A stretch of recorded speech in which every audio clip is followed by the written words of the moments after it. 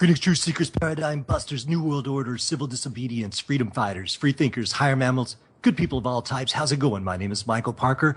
Welcome to the 16th episode of the Electric Pyramid, coming to you as always from an undisclosed location somewhere in Hollywood, California. And here on the West Coast, it is still September 11th. On the East Coast, it should now be September 12th. And I hope wherever you were today, you had a good day. This is obviously an important and auspicious day, 13 years after the infamous day. And it seemed appropriate to have our particular guest on tonight, who I first met in the summer of 2006, downtown Los Angeles. There was a 9/11 symposium, I believe put together by Alex Jones, if I remember correctly. And I met Jason, I met Dylan for the first time. I actually kind of stalked them for a second. They were speaking that day, and I'd watched Loose Change, and I was a fan, and I saw them in the halls. I was like, you know what, I'm going to go up and talk to these guys. And I did, and we became friends. And I've seen Dylan quite a few times over the years, but I haven't seen Jason in a long time. And Jason Bermas, who is our guest tonight, he has gone on since Loose Change to make several films, renowned films, Fabled Enemies, The Invisible Empire, and the film that we're going to be talking about tonight, which is called Shade. So I've been looking forward to this for a while, and it's just very great to have Jason on the show tonight. Jason, greetings. How you doing, Michael? It's really great to talk to you as well, my friend. Thank you, man. I'm glad to hear from you. I've been listening to you on Alex Jones' show back over the years. I would follow you on YouTube and, see you on whichever social media we were at the time. But it's been too long, and I'm glad to speak with you in some form of digital manner, at least, finally. Yeah, no, absolutely. And that's what's great about technology. It's that double-edged sword, It can empower us. It can enslave us. Right now, we're, about 3,000 miles away? You're on the West Coast. I'm all the way down in New York. And you're coming in crystal clear. I hope that I am as well. And Absolutely. we're having a great conversation. And we could be doing it with video. And, I was able to actually lecture to, I think it was Mineo College out there in California, to a class with the subjective perspective, Nick from that, and do a podcast with them. And it's just amazing technology. And this is how we have to reach out to each other. And we still have this power. For instance, my last film, Shade, we put it out there for free. I put every single documentary out there for free so you can check it out and hopefully share it with others, because I really do believe the information presented in these films is very important and even relevant to this day. Obviously I posted about Fabled Enemies, a movie that talks about these 28 pages that are now in the news again. This film was out literally on, I believe, 2008, right before the 7th anniversary. We're today at the 13th anniversary. That means that is almost twice as long for this just to get into the media. And I have Bob Graham then talking about nation states and their support for the terrorists in that film. And of course, Fabled Enemies goes much farther, and that's out there in the public ether. So I think that's how we're going to reach each other, this type of technology. And like I said, it's great to actually talk to you because you are a friend. I remember you coming out, playing music over at our place up on County Highway 47. Really gorgeous spot. Yeah, a real blast. And I remember going to your place when we were out on the West Coast. Yep. And I know that you do a lot of stuff. You've kept this up over the years, and I'm not going to stop making films no matter what, because no matter what, I really think that there's always going to be this kind of battle between really the only two things I think I can believe in this universe that I've seen. There is good and evil. And hopefully we can use technology, use information to empower humanity and do good for this planet and good for all of us. Jason, you know what, man? It is so good to hear you because, right off the bat, within seconds, I'm like, wow, that is Jason Bermas, man. You just beam good vibes and optimism. And I'll be honest, sometimes it's hard for me to remain optimistic. And yet when I hear you speak, and you've always spoke with such authority and enthusiasm and passion and absolute sincerity. From the get-go, I was just like, wow, Jason might be, don't take this the wrong way. I think I even told you one time we were having some beers. I'm like, man, look into being a politician someday. And because I know that sounds weird, but you have great oratory skills.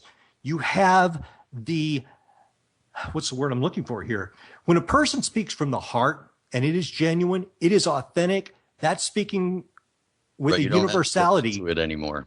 That's right. He gives you the truth with confidence every time. People feel that. And they know when they're being lied to as well. Absolutely. Now, some people will look the other way because it's possibly they want to look that direction anyway. But all I'm saying is with you, it's great to hear you because you just speak with the force of sincerity and authenticity, and I love it.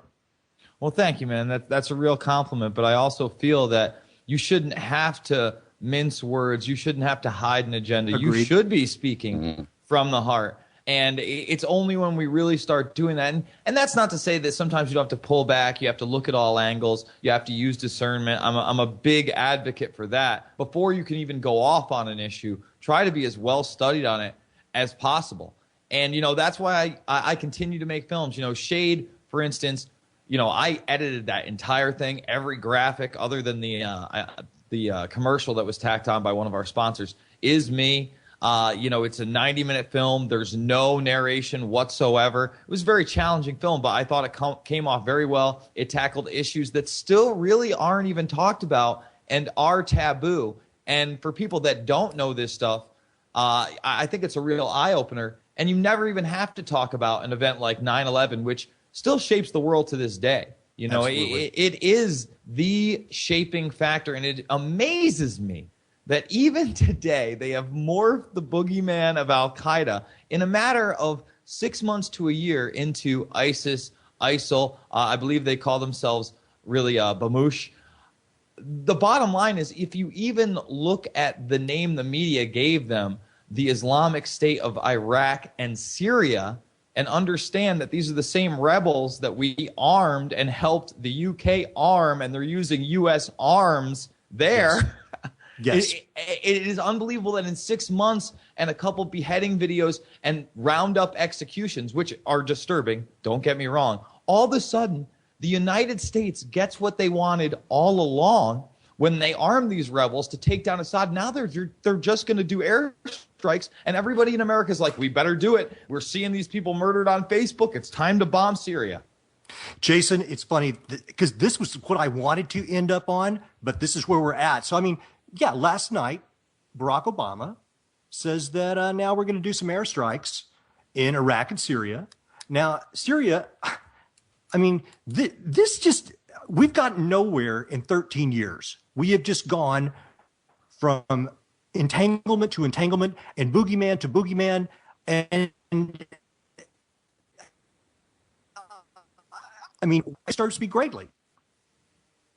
It is disturbing. And again, Michael Moore, who obviously I contend with on a number of issues, said it best this week that Barack Obama is going to be known as the first black president and nothing else. He is an evolution of what the Bush administration was. He is just more evidence that there are puppeteers far above what you see in public with these politician actors. And that's probably why I can never get into politics, because I'm sorry, I just cannot be, dishonest. You need a fake laugh. I could do that, I think, but I still, sometimes you're in an awkward situation. We've all done the fake laugh, okay? I can understand that, but I can't just sit there and chill out for some agenda, corporation, payday that I don't believe in. Because, well, Jason, go ahead. I'm sorry. That's what we're going to get with Hillary Clinton. We're going to get the continued evolution of these boy kings and neocons with her as well. Don't you think? Well, absolutely. And, and I can't believe people don't see that. Well, Michael, the more and more I think about what my next documentary project is going to be, and who knows, you never know, because you got to get the funding for it. You got to have the time to do it. Even the last film I released last October, almost a year ago, and that took me about a year, a little more to put together. That's a 90-minute film. It's very tough. You've got to bounce things around. You got to go through so much footage. You got to create the graphics. You got to create the flow. You got to really try to make it so that it's digestible for people that have no idea what kind of information they're about to be brought upon. And I look at the fact that we're in 2014 as a civilization, and somehow we allow royalty and the idea that bloodlines will be able to rule other people just based on that alone. Whether it be, it's unbelievable. Yeah. And I'd like to do a documentary called Crush the Crown. And that's not just in Europe, but that's in Saudi Arabia, that's in Egypt, that's in wherever this idea that somehow you're superior because of who your parents and their parents were is absolutely absurd, or that you're immune to prosecution, or that you're literally in charge of the lives of other people. And we have that type of a corporate oligarchy here, where we can't get at those people who have now kind of made themselves these princes and kings by hiding behind corporate law.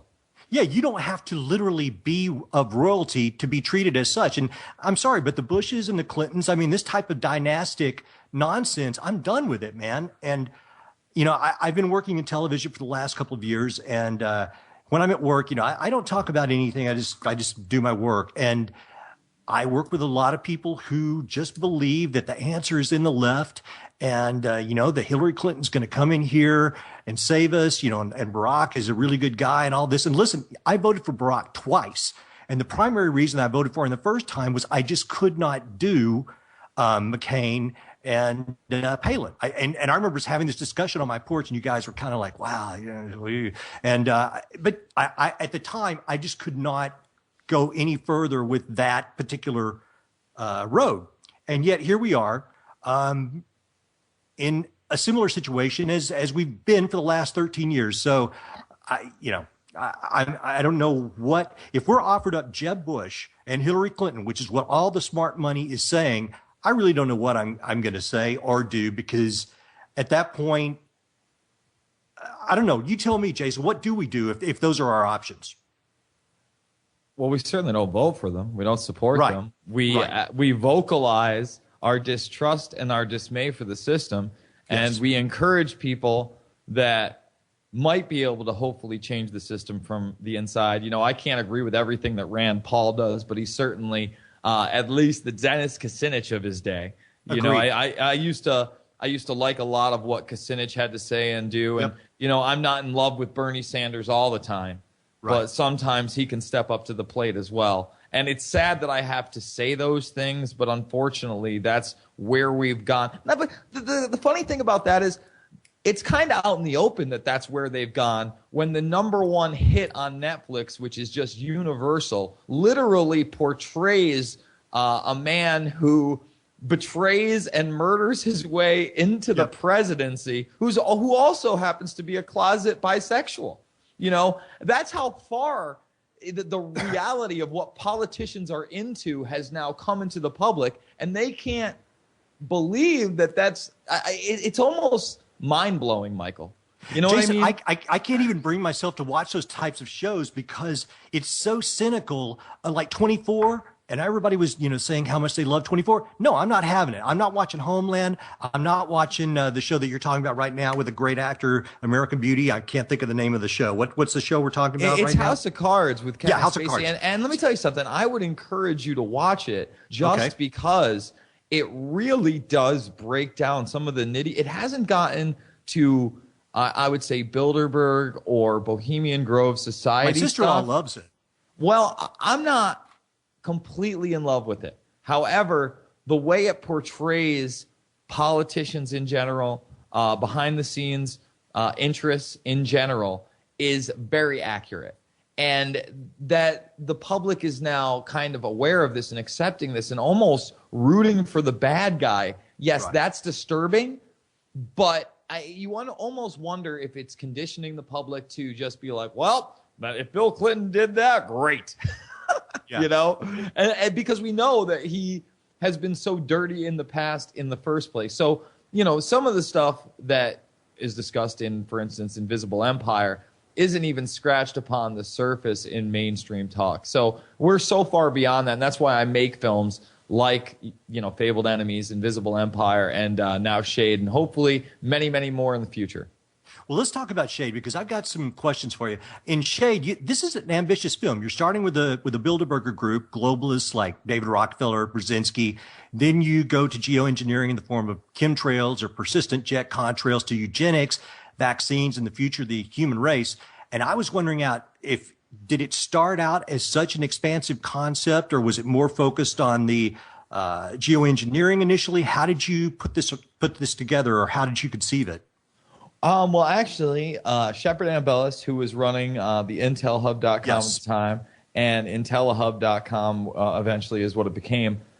He had commissioned me to do a bunch of podcasts and videos, and I was doing those. And he said, "Hey, man, do you want to come out and cover Bilderberg 2012 in Chantilly, Virginia with us?" And I'm like, "Yeah, absolutely, let's do it." I'm always up for those type of things. Couldn't wait to do it. So while we were there, he basically pitched me this idea that he wanted to do a film kind of exposing the elite, really getting into geoengineering, and then kind of end it with bioengineering and eugenics. And, I felt like, yes, that is a very ambitious film, especially with the kind of, stigmas, especially with the last two things. Certainly. Bilderberg is now sometimes in the mainstream, even though it's kind of looked at as a joke still 90% of the time. It still does garner some media attention, especially in the UK with The Guardian and Charlie Skelton, who I applaud and is actually in this film. Yes. Yeah, And he makes some compelling points in that film very, very early on. So I was like, all right, yeah, let's do this. And, Shepard got behind it. And he came down in November, and then we did a week out in California, actually. We went up and saw Rosalind Peterson and Jordan Maxwell, who I'd never met before, who I admire a lot of his work. I can't say that I agree with everything, all these people.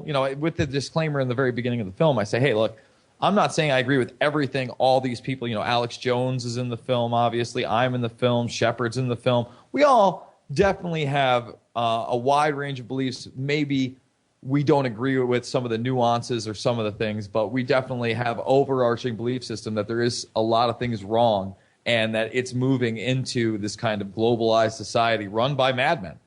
So I said, all right, let's do this thing. And, we did the Bilderberg group first. I kind of lead you in. And what I like about that is we have Webster Tarpley, and he talks about, and Webster's great. There's another guy that I've been blessed to spend some time with over the years who knew little old me was going to be able to really go on car rides and drink, have a few drinks with Webster Tarpley over the years and listen to him sing opera. But he talks about this, not only this old school oligarchy, but like you said, this new school tech oligarchy, people like Peter Thiel. And he goes into where this overarching system could lead. And I don't agree with everything that Webster has to say as well. But in this film, I really do think that I make a compelling argument for this new oligarchy that's right in front of us. And, at length, war has been talked about, economics. Geoengineering has not gotten the attention it deserves because it literally affects everybody and every living organism on the planet, whether we want to admit it or not. Indeed. So that's why that's really the main meat of the film. And go ahead. Well, let me ask you this, because you and I have had some conversations, and if people didn't know us and had just been in one side of the room, they might have thought, wow, those guys are really out there. Because, we've had conversations about a lot of different things, but my question to you is, when did you start taking the chemtrail situation seriously? Because that's one of the things that early on, like the mid to late 90s, I was reading a lot about it, and I got really into it. And there for a while, my friends were like, Parker, tell us about the chemtrails. And I actually just quit talking about it because it was such a contentious issue. When did you begin to take the chemtrail situation seriously? When I started seeing it in my own backyard. Exactly. When you see it literally exactly where you've grown up or you've been for the last 6-7 years, and that this was not the case when you were a kid, that contrails were there. You never saw zigzags in the sky, and the idea that this is because of more air traffic is absolutely ludicrous. And you can really just go through the documentation. I think Rosalind Peterson does a great job in this film. And it really, even when she takes us on site so you can see it yourself of, Stump City, for instance, and these rotting trees from the inside out, and just how pronounced some of, especially in her own yard, she has this one tree where you could see it's literally black on the side where it would be hit from anything from the air, and it's fine on the underside. And what would be causing this? Right. You've got to, again, you got to have discernment when there's no other answer, when the samples are there, when the water samples are there. And she says, look, we can't prove, we can put this out there, and we can also put their documentation out there, and really 1 + 1 + 1 = 3. It doesn't equal 4. It doesn't equal 6. It doesn't equal 0. And that's what I try to do in that section, is show you again and again and again. These guys are out there in the open talking about it. They've been commissioned to do it. They have the patents to do it. You can see it in the sky. They have the readings in the soil, in the water, in the blood. It's unbelievable. I have always been fascinated by space and looking up. I grew up in Texas on a farm, and we had big skies. And I could look a long, long way, and I did, because it inspired me. And then when I moved out here, all my life I've looked up. And then all of a sudden, I'm here in LA. It's the mid-90s, and we've got these massive, massive chemtrails. Well, at that point, I don't know what they are, other than those are really odd contrails. And then I start going on various sites, and the word chemtrails comes up. And I'm telling people about it, and I can't believe that people just think it's as crazy as they think it is. And that brings us up to today, where I'm sure you saw the Joe Rogan show a year or two ago, and he had, I can't think of the man's name, Mick something on there. Mick West, and I've actually debated Mick West a couple times, actually. Yeah, I mean, now they make the point that, well, you know what? They've always been there, and they come up with a couple of dodgy pictures from the 40s or whatever. Listen, I don't doubt that there were atmospheric conditions occasionally that probably contributed maybe to some real pictures of these extensive contrails early on. But listen, I'm getting up there in age, and by God, I'm telling you, I didn't see him until the 90s. So, I've never seen Bigfoot. I'm not saying he's not out there, and maybe somebody's got a dodgy picture, but that is, part of what they're trying to say is, which is, it's like when you buy a red car and you start noticing everybody has a red car or whatever. I just don't buy that. I don't find that to be a credible explanation. It certainly doesn't ring true with me. It's absolutely not true.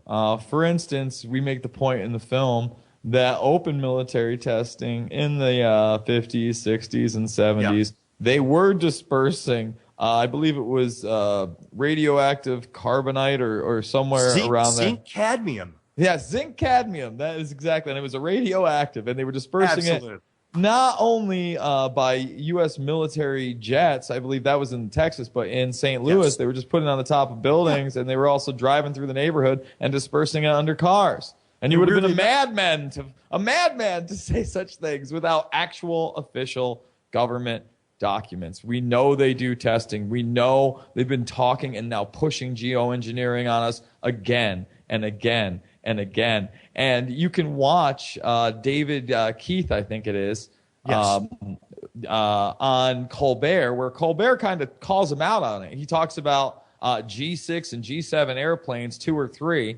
white. Well, I mean, I've taken videos of 2 or 3 small white aircraft making zigzags in the air. So tell me what this is. Again, 1 + 1 + 1 = 3, Michael. We have to look at this, and we know the government lies to us. So we have to also say, well, what are they putting in this? They don't have our permission. And there's no way to tell whether or not, for instance, that they're using the same recipe in Chicago as they are in New York, or upstate New York as they are in New York City, or as in LA, as in Nevada. Who knows what they're doing here? Yes. I mean, I've heard various theories as to what this is. Of course, the weather modification was the one that I've heard the most. But listen, I've heard, it's contributing to some form of scalar technology where it's a Defense Department thing. Of course, at one point, Philip Carnicom and guys like that were saying that maybe there was various types of blood cells. God knows what they're doing, or maybe it is a multi-level project that has various different purposes, which is what I think it probably. Let me say this: just on its face, Michael, we know there are different types of SRM, for instance, solar radiation management. Yes. Whether they're just trying to, disperse it with reflectors, with reflective, whether it would be aluminum, barium, whether it would be sulfur oxide, for instance. So, in other words, because of atmospheric conditions, just off the bat, we know they're doing that alone. So, what I'm trying to say is, again, we have to use discernment. God knows when they are dropping zinc cadmium on a population. 30, 40, 50 years ago, who knows where they're at right now. But we got to stick to what we can prove and say that's horrifying enough. We need to change that. We can't encourage that and allow these madmen to go even further and have further immunity when, again, it affects everything in nature. Absolutely. I think that Joe is away from the mic for a second, but hopefully in a moment he could play some things in the chat room for us, because when I was watching Shade and you guys brought up the Cold War tests, there were tests in St. Louis and there were tests in Corpus Christi. And so I looked into that, and you're right. In St. Louis, weirdly enough, one of the buildings that they placed these dispersal units on, it wasn't a Masonic lodge, but it was some type of Oddfellows or Shriners or something like that. It was one of the buildings that they used. And then in Corpus Christi, they actually did use aircraft. And then it went further, and this was all in the 50s. And then it went further. There was also some flyovers they did that extended from Chicago all the way down to, Texas, which is where I'm from, Abilene, Texas. So these were ongoing, and actually out to San Francisco as well. So these tests, for people that don't think that this could be possible, it certainly was possible and did happen. And the question is, if the zinc cadmium actually had radioactive particles in it. And the whole idea that they were doing this for was, I think they were claiming that they were trying to simulate the spread of a bioweapon, I believe. But they did this without telling city officials or the civilians.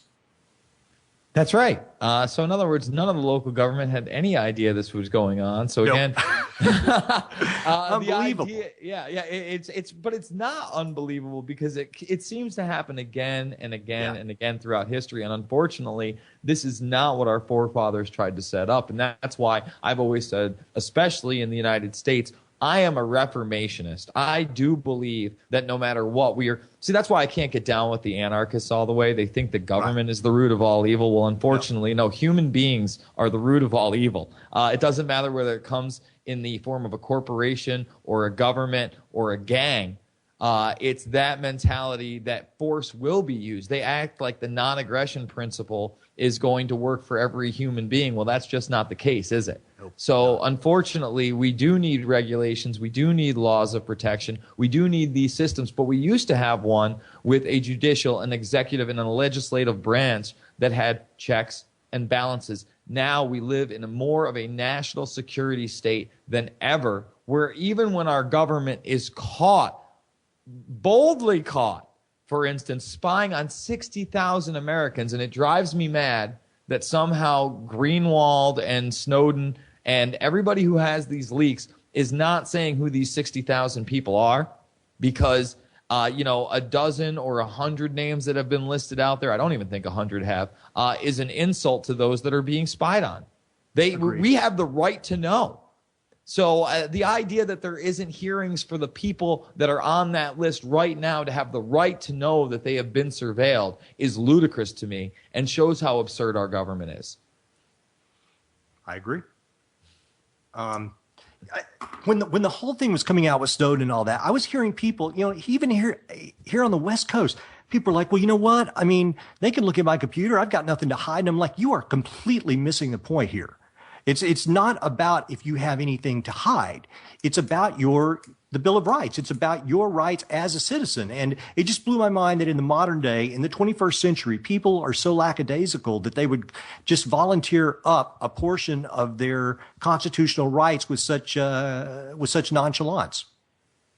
Well, I'll tell you this, Michael. The leak of all those nude photographs, the fappening or whatever. Yep. Has done more to make people realize that their stuff shouldn't be on the cloud than any of these leaks, even though years ago I said, hey, you really don't want to sync your life up to a digital ether network that somebody can hack into from anywhere given the right tools. I'll tell you what the cloud needs to be used for. And, I recently worked in a corporate environment for a year. You use it to back up your files and share it with others, but at the same time, have hard copies of those same files. You don't do it for, sexual photographs or anything like that. If you want to do that stuff, fine. But even sending it over a mobile network, MMS, there's going to be a record of it with Verizon, AT&T, Sprint, whoever you have a contract with. That's just a fact. So they're out there in the digital ether. You have to realize that. I really feel like it's only a matter of time before it becomes declassified that they've been tapping in and videotaping people on Skype. It was part of the documents on how to use Skype. So now the question is, how many people really have they tapped into on Skype, and what have they watched, and what do they have on people that would be used perhaps in a blackmail situation? So we have an out-of-control police state at this point, and it's only getting worse and worse and worse. And unfortunately, it's something we talked about, God, how many years ago? 9 years ago, Michael? Yeah. And the deal is, Jason, I think if we can imagine it, they've probably done it. Unfortunately, I mean, when we're talking about theorizing if they've done certain surveillance type activities, unfortunately, I think they've probably done it all, man. And it's like I'm one of those guys that sometimes thinks about putting a piece of tape over the camera on my computer, because I'm like, I do believe that whatever they could do, they probably are doing.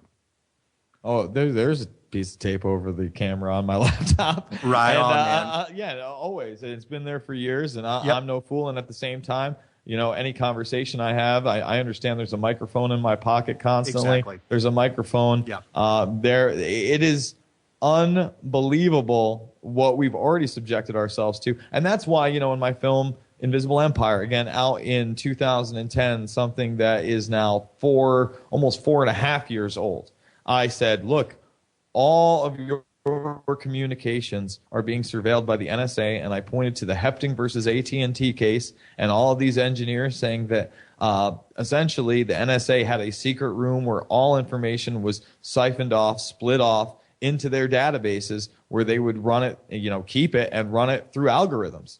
Mm-hmm. And we know they're building these storage centers. Who knows? Oh, looks like I lost both of you at the same time somehow. I can hear you. Jason, Michael? Yes. I don't know how it happened, but both of you faded out at the same time, but you're back at the same time, so good. Continue on, gentlemen.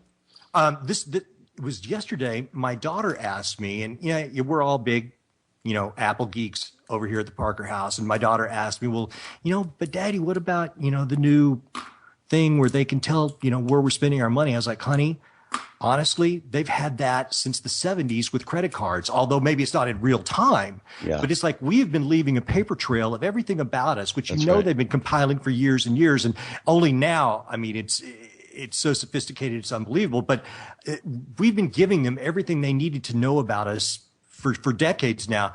And, I didn't want to get off on that too much, but something just popped up here. And I remembered I wanted to ask you about this. This completely changed the subject, Jason. But one of the things that really bugged me in the film, and you mentioned it, and then I kept going back and listening to it, was this Bill Gates thing. Mm-hmm.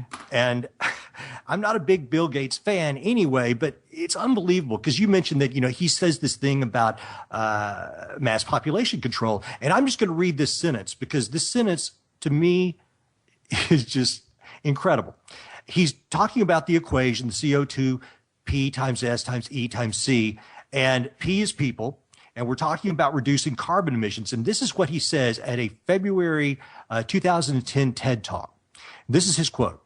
So let's look at each of these and see how we can get this down to zero.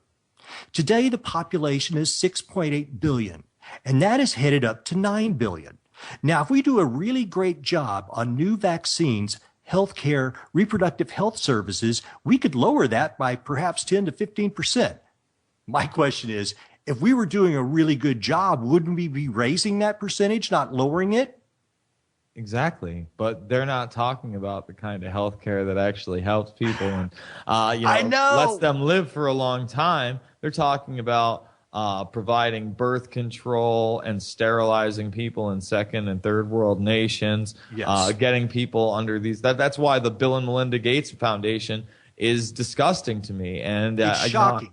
I discuss how they want to put vaccines in foods, and they've already tested these in, I believe it's in South Korea, is one of their facilities, and they're able to do a lot of other things that people don't understand are legal and, in the background in other countries, because life just isn't worth as much, unfortunately. And we got to stop that, because we all have a right to live. It doesn't get decided by the Ted Turners of the world. It doesn't get decided by Bill Gates, who says one of these numbers has to come to zero, and it's a multiplication application. It's not like an addition.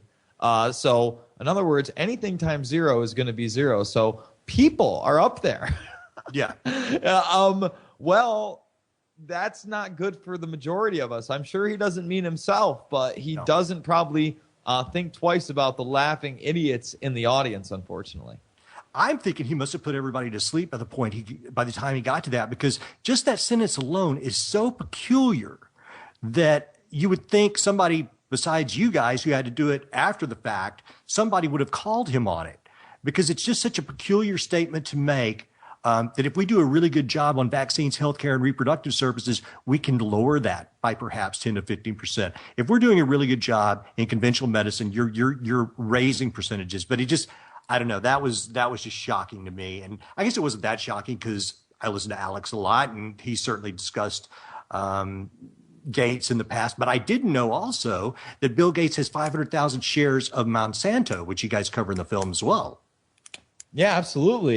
We cover a lot more than just his shares in Monsanto, because he's also in the food industry. So not only with GMOs and Monsanto, but we're talking, I believe, McDonald's is up there. I think Diamond Foods is one of them. Mm-hmm. This guy has a lot of influences. Those that think it's just Microsoft or Xbox or computers are simply mistaken. They have no idea what this guy is really into. Yeah. Did he, now this could be pure speculation, but I thought I heard at one point that his father was came from an intelligence background. Is that just a rumor? I'm not sure an intelligence background, but I do know that he worked for the government. I think he was a scientist. So I haven't looked too far into Bill Gates' father. Again, the proof's in the pudding. When the man stands up on a podium, and he talks about all these things that, again, should be allowing us to live longer and happier lives by any conventional standard that we learn in school and on television. Well, it's the complete opposite. And then you see this very, very odd equation that they've really demonized carbon dioxide, the life force of plants on the entire planet. They've demonized what feeds a majority of nature at this point, instead of pointing to the pollutants that they're actually putting out there, which is also mind-blowing. It's just, when you take a step back and you realize what level the deception is, that's why, we made Shade, because hopefully by the time you get there, that's the last probably like 15, 20 minutes of the movie. We have a small 7 or 8 minute solution segment. And that's because, again, I am optimistic. I do believe that we can share this information with one another, that people are getting hip to the fact that they don't want to eat poison. They are getting hip to the fact that there are different types of technology, that we don't have to depend on fuel anymore. I mean, look at Tesla Motors. Look at this new car that's working on hydrogen cells. If you haven't seen that, I mean, it's finally here. That the car that runs on virtually water is now a reality. So hopefully we can break the chains, Michael. It's out there. It's up to us to step up to the plate and start understanding one another, rather than starting to demonize, target, and drone strikes, 5,000-10,000 miles away, to those nameless, faceless, innocent people that are just going to be destroyed. That is so ethically abhorrent. And I mean, Obama's the drone king, man. I mean, it speaks to something so detached from humanity. It makes me sick. Yeah, no, absolutely. And once again, I never bought this guy for a second. You know that. That's right. Absolutely. I remember the day on our porch, we were discussing it, and you didn't buy into it then. Yeah, and I knew that I was being lied to because all the alarm bells were there at that time. This guy was somebody that they had put on a podium in 2004 who had just won his first actual seat in Senate. He was a state senator that they had been pumping up prior to the election like nobody had ever seen on television. I was pretty media savvy back then. I was watching a lot more TV than I do nowadays. Now I really surf through the news. I can't even watch television because it's just degraded to such a level that it's abhorrent. It was abhorrent then, but I mean, I almost can't deal with it. I have to kind of go into mass news feeds to try to find my information. Go ahead. But Jason, you know that pretty girls with large breasts are better news reporters.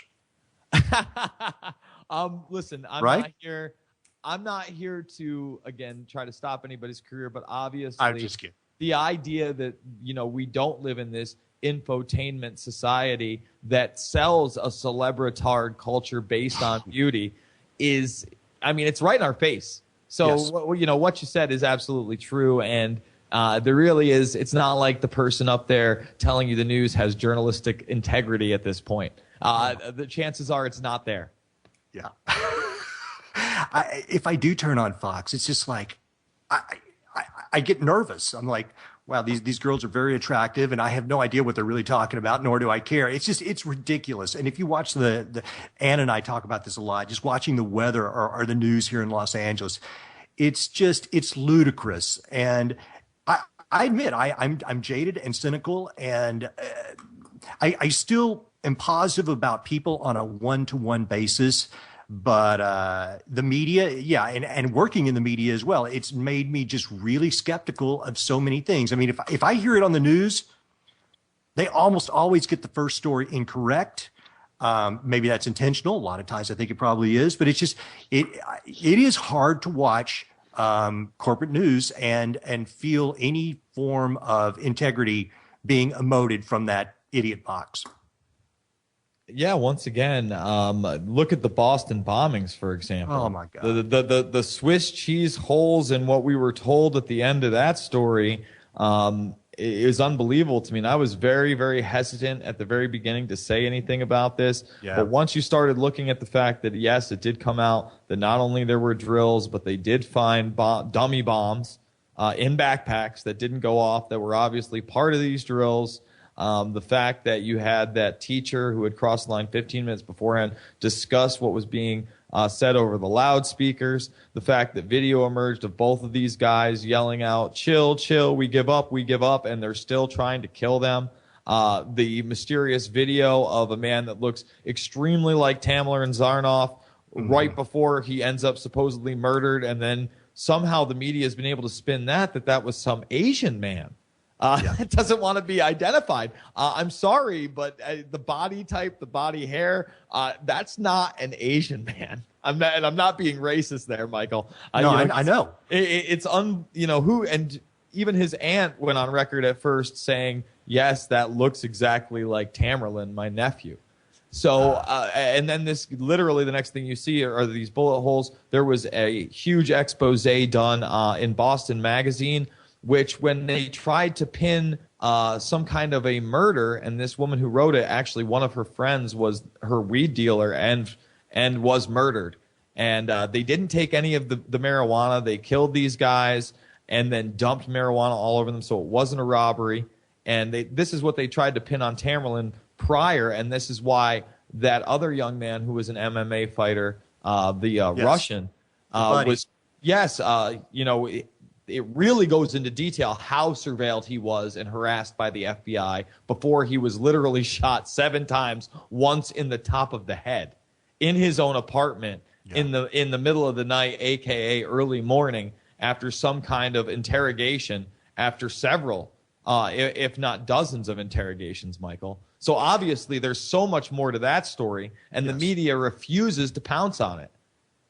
Well, every time there is one of these mass killings or a situation like this, and I don't want to be that guy. I don't want to be the person that people have in their mind. Oh, well, he's the crazy conspiracy theorist or what have you. But it's like, I've just gotten to the point where my immediate internal navigation unit is almost always saying, well, that looks like bullshit. And that looks like, I have become so skeptical that it's very difficult for me to take any of this too seriously. Listen, things happen. People have died in all of these cases, and I'm very sorry about that.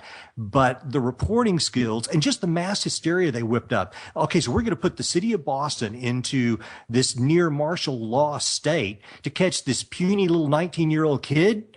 I mean, it was... Who they said, Michael, they were going to release video of putting the bomb down, and that never surfaced. No. On top of it, didn't match the backpack they showed him with, the one that had exploded. Didn't they finally shoot him in the throat so he can't talk? Well, absolutely. That's the other amazing thing is not only did they militarize the entire city, but this kid was hiding in a boat. At first, they said that he was armed and that he had a suicide note that somehow he scribbled in the dark, and that he had shot himself because he had a pin. Yes, and then you see how many bullet holes there were in the boat. They already tried to execute this kid. He had no gun. He had no suicide note. And then a picture emerges of him with his hands up coming out of the boat, still not shot. And then the reports were that he was shot through the throat and he would never talk again. And now he is talking again in this trial where apparently, I mean, it is so beyond bizarre what has happened with this case and the fact that there has been no real investigation into the facts that we discussed earlier, into the drills, into the dummy bombs that were found, into the fact that both of these guys tried to give themselves up, into the fact that it appears Tamerlan was actually in custody before he ended up dead, into the fact that they lied several times on how they tried to execute this 19-year-old who tried to give up the day before. They said he literally ran over his brother in a getaway car. Yeah, that's right. And they were throwing flashbanger pot grenades at police. None of this has been substantiated by any facts. And again, it caused a martial law beta test in Boston on an unprecedented level where SWAT and militarized forces went into people's homes for no reason, as if they're the ones harboring Tamerlan or his brother. I'm sorry, Dzhokhar. Yeah. Yes. Yeah, it's unbelievable that because here in the past, when you looked for a hardened criminal who had done terrible things, you didn't put an entire city, especially of that size, into this martial law state, and you call it a beta test, which I find very interesting. Well, yeah, because it is a beta test. If you've ever been to Boston, first of all, the streets are not set up like I would say this. They're not set up like a normal city. They're very crowded. So it would be very hard to get out. It's very hard to get in. It's a smaller city. They went into suburbs. It would really be a beta test to disperse many of these units throughout the country and see how the population would react. So this is a first-time thing. I see that we're coming up on the break here shortly. I've got to change the subject just because there was one other point that I wanted to make about Shade that you and I also agree on, because I was listening to some of your interviews with other folks about the film, and you said something that I love because I think the same thing, and I've heard John Lennon and Yoko Ono say the same thing, which is, listen, I don't really believe in the typical idea of overpopulation. In one of the interviews, you said that you thought the planet might even be able to hold up to 30 billion people. I tend to agree with you. And I think we have a clip of John Lennon somewhere, which we'll probably play in the next hour. He was on the Dick Cavett show in the early 70s. Mm-hmm. Basically, his point was, because somebody from the audience asked he and Yoko, how they felt about overpopulation. And what he said is, and I agree with this, listen, it's not about having too many people. We don't have too many people. We have a misappropriation and faulty distribution of resources. You ready for that clip? Yeah, bring it. Overpopulation in the world. Let me start again here. There we go. Sorry about that, fellas. It's about a minute and a half. As women feel about overpopulation in the world and its relation to polluting the environment. How does Yoko feel about overpopulation? As a woman, I believe. Yeah. Well, I think the problem is not overpopulation as people believe it to be, but it's more of the balance of things. What, like food, some part of the world is wastage of food, and in some parts, nobody has food. That kind of a balance, if that is solved, I don't think we would be worried so much about overpopulation. I think it's a bit of a joke the way people have made this overpopulation thing into a kind of myth. I don't really believe it, I think whatever happens will balance itself out and work itself out. It's all right for us all living saying, oh, well, there's enough of us, so we won't have any more. Don't let anybody else live. I don't believe in that. I think we've got enough food and money to feed everybody. And I think the natural balance, even though old people will last longer, I'm sure there's enough room for us, and some of them can go to the moon anyway. You mean you think there's enough if it were I don't believe overpopulation, I think that's just a kind of myth that the government have thrown out to keep your mind off Vietnam and Ireland and all the important subjects. Oh, I think you're wrong about that. Oh, I don't care. Anyway, I brought that up because I heard that a few years ago, and I was like, you know what? I agree with that. And listen, the way they're phrasing it may sound very naive and hippie-esque, but Jason, I think you agree, because I heard you say something similar. I mean, it's not about overpopulation. It's about use of resources. Absolutely. And even Webster Tarpley makes that point. The oligarchs would rather say, if there are a, shortage of hats, he says, and the population needs hats, they don't want to make more hats. They would rather just chop off heads. And that's a great Tarpley line. It's so much the truth, because they don't want to manage these large populations, because then their power structure is actually challenged. And just like he said, Agreed. I really do believe that the bottom line is if we wanted to empower ourselves, there's no reason that Africa couldn't be a first world nation, making its own food, having its own resources. We've gone into third world nations like Chile and destroyed them with corporate takeovers of their water supply by corporations like Bechtel. The proof is in the pudding. If we want to talk about overpopulation, we have to start taking care of the population on Earth first. But again, that's not the plan. These guys don't want their power challenged. They want to manage smaller populations, smaller minds, smaller hearts, and really create a subclass of humanity. There's actually, I'm sorry, go ahead, Joe. Oh, I'm very sorry, Michael. What Jason was just speaking to about controlling the populace regardless of population, Jason, do you think that this could be one of the reasons why politicians over the last few years are pushing so hard to populate Mars? I don't even know if I go that far. I really do feel like already the technology we have, say, as far as space and propulsion systems, is far beyond what we can even imagine. And rocket technology is something we were perfecting when the Nazis were around, and when we absorbed them in the beginning of NASA. That is some real old school technology. It's not where we are truly at. Who knows what they think of actual colonization of other planets? I think that area is so murky. It's of almost no concern, especially with what we have going on here. I think, again, who knows what's out there? I think a lot of the alien stuff is 99.9% disinformation. There's a new documentary out there called Mirage Men, where these guys talk about how they'll take a piece of information and just manipulate it any way they want. And a lot of it, I would say 95+%, is to cover up those propulsion systems that are out there. So, it's a conversation for another time. Hey, I think I'm hearing the music. Are we about up?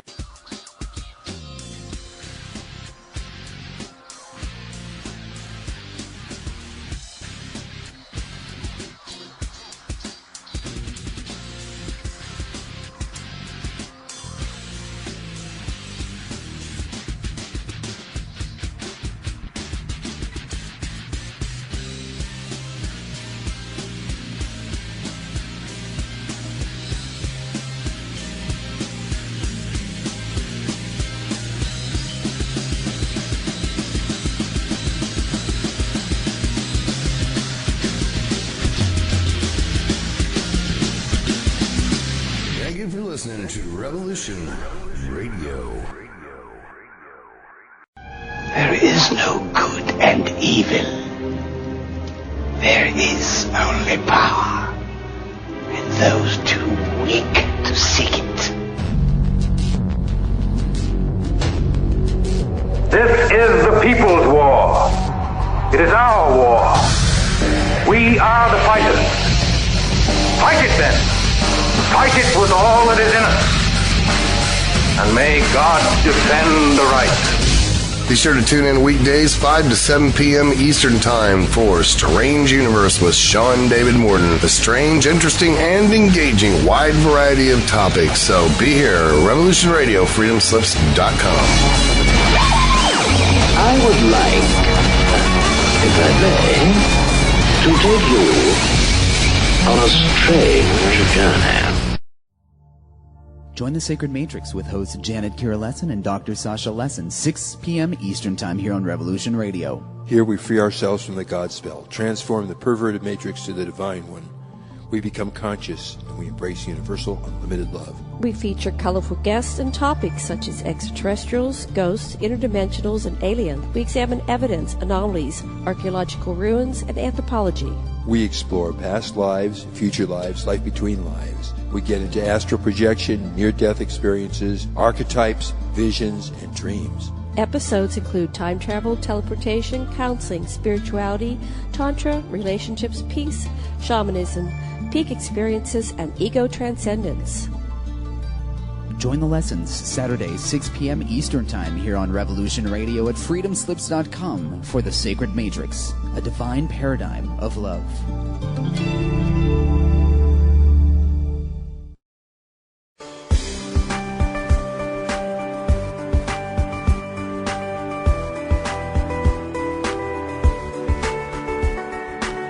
Transcending time and space, let us take you to the place inside your mind where thoughts divide and mysteries unwind. Join us every Monday evening right here on Revolution Radio at freedomslips.com from 8 to 10 p.m. Eastern Time. And you will catch the Fenton Perspective with our great host, Lorian Fenton. Come listen in as she shares her amazing stories from the past to present, along with all of her guest secrets to the future. That's the Fenton Perspective every Monday evening right here from 8 to 10 p.m. Eastern Time, only on Revolution Radio. Oh, and you don't need to expect us. We're already here.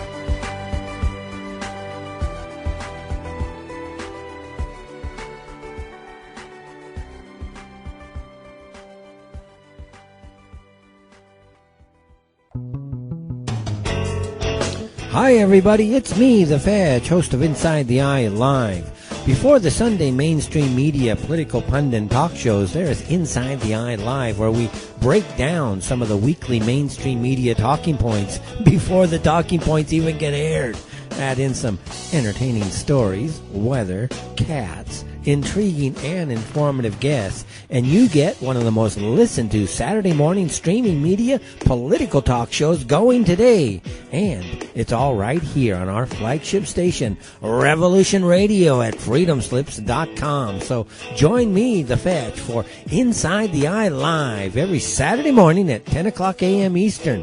It is truly intelligent media for the politically aware.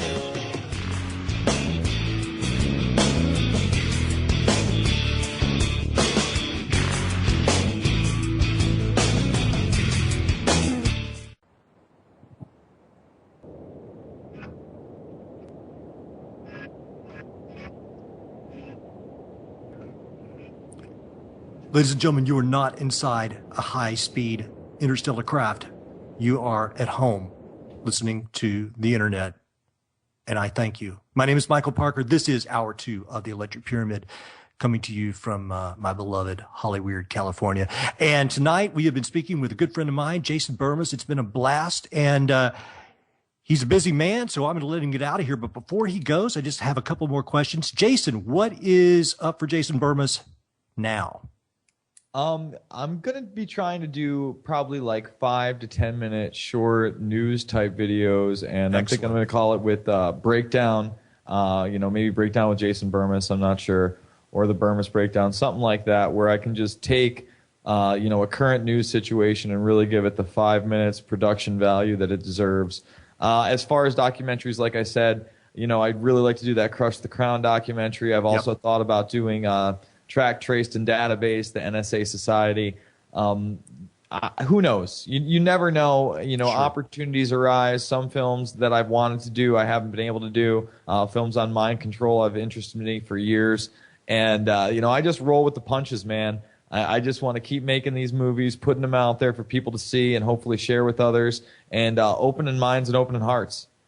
I applaud you, man. And I'm going to tell you something that I told Dylan a few times. And, I've been lucky in my life to meet a lot of interesting people and know people of different walks of life, some artists, some musicians, some business people, some of immense wealth, some just ordinary people. But of all the things that I know of people that I know that they have done, and I kid you not, I think the coolest thing that I know that any of my friends have done is what you guys did, Loose Change. That is the single coolest thing I can think of that anybody I know has done. And I mean that from the bottom of my heart, because if that had come from an established person like an Alex Jones or something, it would be one thing. And I know that Alex pitched in, but the fact that it came from the three of you guys and it's been seen, I don't know how many hundreds of millions of times on Google and YouTube and what have you, I love it, man. And I admire you guys for it. And I thank you for doing it. And I just think it's kick-ass, rock and roll, super cool thing. Well, I appreciate that, brother. And hopefully I'll be able to replicate that success with the upcoming documentary.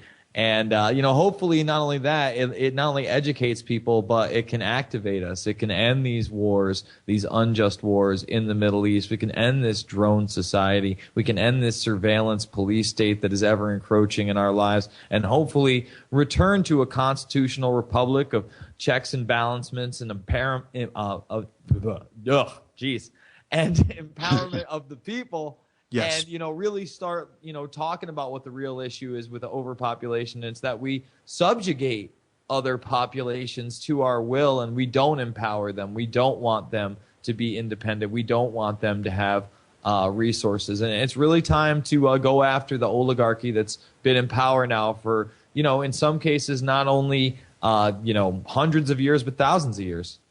I agree. And you guys have already inspired so many young people, because all you have to do is go on to any of these social media sites or YouTube or Google and look at what people say to Dylan and Jason and Corey about those films. You guys mobilized so many people that didn't realize they had power, or maybe they did, but you've demonstrated that it can be done, that with resources like a computer and vision and some research, you can reach so many people and make so many people feel empowered that they can do the same thing. I mean, it certainly has inspired me and influenced me to have courage to do things in my own life. And I just, dude, you're a total inspiration to me. All you guys are. And I appreciate what you've done.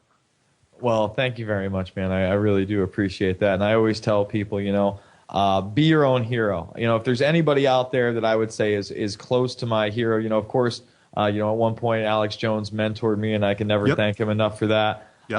But also people like Luke Radowski, who I've known for over 10 years, just keeps killing it. And I got to spend some time with Luke yet again this January. And I've known the guy now, again, over 10 years. He's like a brother to me. And I just love what he does. If I had to pick a hero of the day, I can't even call him a kid because, he's only a few years younger than I am. But he kills it again and again and again. He gets in there. He doesn't have to be perfect all the time. No one's going to be. We're human beings. But he goes after it. He goes after it hard. And he's made such an impact on this world. I love him to death. Amen. Jason, before we let you go, I think we dropped some of your URLs into the chat room. But where can people reach you and find out more about Jason Bermas and what's happening in your world? Sure. Definitely follow me on Twitter. It's at Jason Bermas, Bermas. Of course, I have a Facebook page. You can check that out. On top of that, you can just Google all my films or go into YouTube. They are Loose Change Final Cut, Fabled Enemies, Invisible Empire, and of course my latest Shade the Motion Picture. And I just want to thank all the people that have worked with me over the years, from InfoWars and Alex to IntelliHub and Shepard to, Dylan and Corey, the original gangsters that brought me into documentary filmmaking in the first place. I'm blessed. I'm blessed to have a voice because, I could be just some guy rambling at a bar all the time. And believe me, there are times where I'm just some guy rambling at a bar. Aren't we all? Yes, but I've been lucky enough to put out media that's caught people's eyes and caught people's attention and hopefully, again, improved the way we look at the world, to arm ourselves with knowledge and hopefully make the changes that are going to be necessary in the future for us to thrive as a society. Affirmative, Captain. Jason, if you come out to LA soon, you got to look me up, man. All right. I will definitely, I'll find you on Skype or I'll hit you up on Facebook. All right, brother. Thank you so much for coming on tonight. I know it's late for you, and this is a day where you were probably besieged with requests, but I appreciate you coming on the pyramid with us. Of course, man. Anytime. Get at me. All right, brother. Thank you. All right. Thank you, guys. Good night. So that was I had a lot of fun on that interview because I haven't seen Jason probably in, God, I'm going to say probably 4 or 5 years. And, I had a lot of fun with him and Dylan and Corey. When they were making the Loose Change films, I contributed some music to the third Loose Change film, which was, I believe, Loose Change Final Cut. And I went up to their farm that they were living on in Oneonta, and Remo Conscious and I got to get Remo on the show too. He's a great rapper, and I got to get Dylan and Corey on too.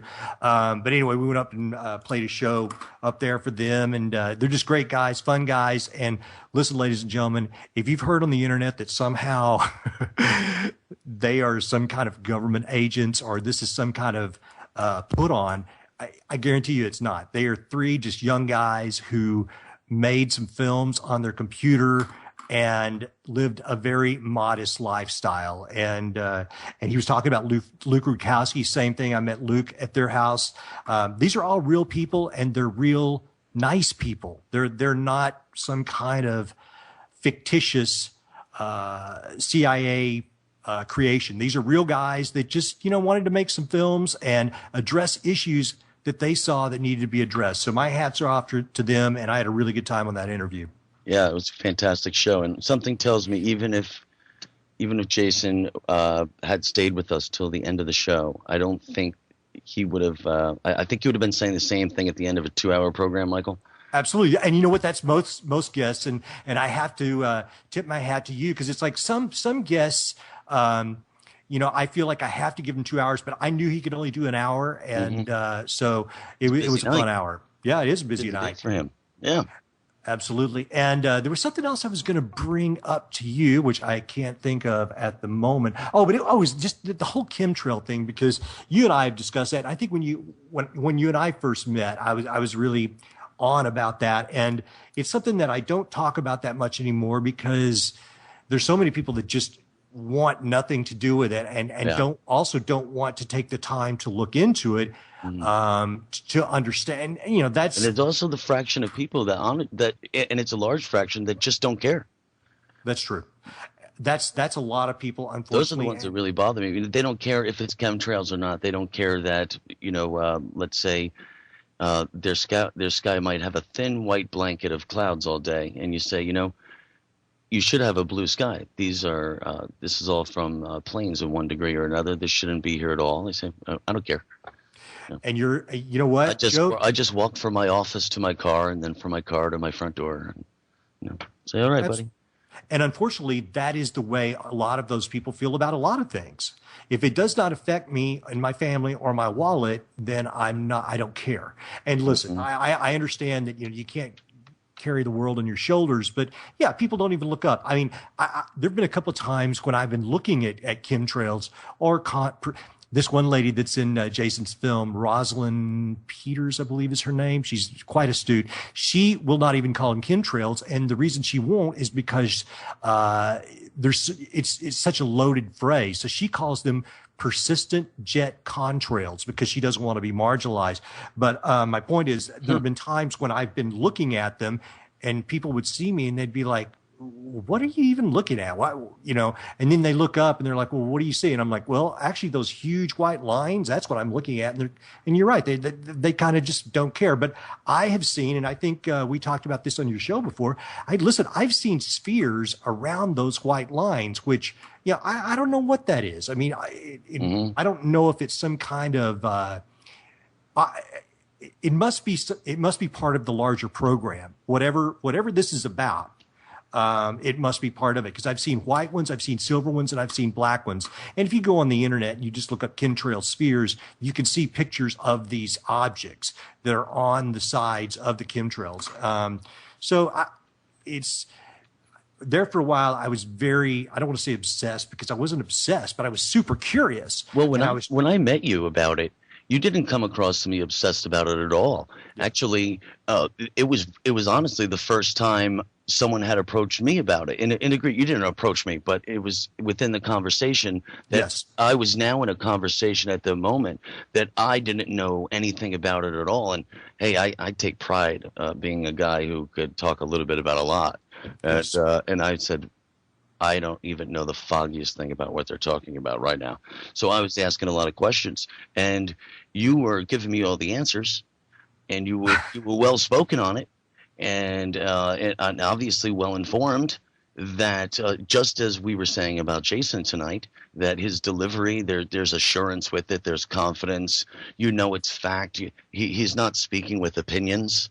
No. He's giving you facts and who said them or where you could find them, and speaking very properly, as should be, Yes. all too often on very important topics, more often than not, people speak opinions and they speak opinions as if they're facts.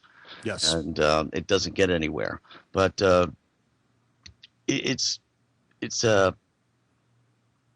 Jason has an excellent way of presenting it. You had an excellent way of presenting it, and you sold it to me. You weren't even trying to sell it, but you were so well informed that I said to myself, like, I can't even believe this is going on right over my head. I know. I never even noticed. I never even thought about it. You know what I mean? Yes. I had thought about, like, man, it's too bad, on busy days with planes, there's a lot of extra clouds and things like that. But growing up in New York City, I didn't know. There's no way to cut down on planes. There's planes all over the place. Certainly. So it wasn't until I really moved out of the city that I started noticing it. When you wake up in the morning, nice blue sky, a couple periodic clouds strolling around, and then planes get busy and you see them making lines, and then next thing you know, by noon or 2 p.m., there's a thin blanket across the whole sky. Mm-hmm. And I just don't remember that as a child, even with a lot of planes in the New York area. I remember seeing the sky. Joe, I'm telling you, man, where I grew up, I mean, you guys, I was in total rural America. I was on a 444-acre piece of land that my family owned. It was a small farm. And, man, you could see from horizon to horizon blue skies. And to this day, the sky and space is a huge point of inspiration and a sense of awe for me. So I always looked up. It's what I was always thinking about because I was in the middle of nowhere.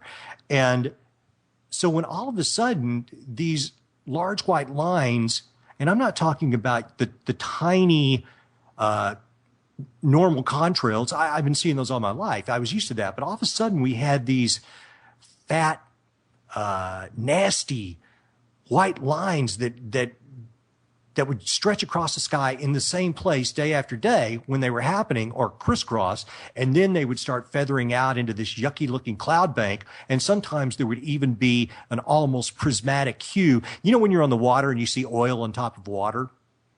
Yeah.